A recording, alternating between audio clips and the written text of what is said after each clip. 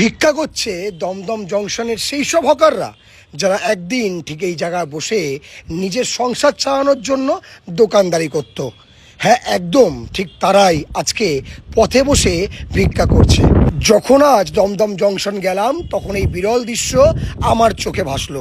আর সত্যি কথা, খারাপটা আমারও লেগেছে প্রচুর, কারণ আমি জানি এই ফুটপাতে বসে থাকা এই মানুষগুলো দিনের পর দিন নিজের সংসারকে চালানোর জন্য কতটা কষ্ট করত, বা আজকে তারা কিসের সম্মুখীন হয়েছে।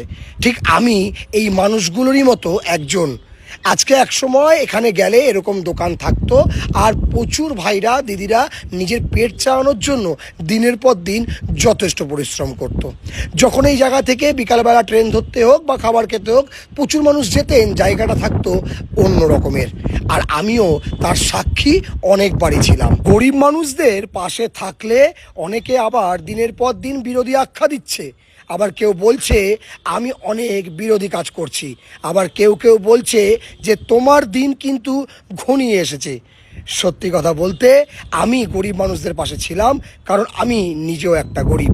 আর আমি ঠিক এইভাবেই তাদের পাশে থাকার চেষ্টা করব। হয়তো পয়সা দিয়ে নয়, কিন্তু চেষ্টা করব তাদের পাশে যতটা দাঁড়ানো যায়। আমি আমার এই ভিডিওর মাধ্যমে রাজ্যের সরকারকে বলবো, যদি আপনারা পারেন, যদি তাদের মানবিক রূপগুলো আপনাদের সামনে ঠিক এইভাবেই ভেসে ওঠে, চেষ্টা করে দেখবেন, একটু ভেবে দেখবেন, চেষ্টা করবেন তাদের পরিবারটা যেন বাঁচে, তারা যেন বাঁচে। সবাই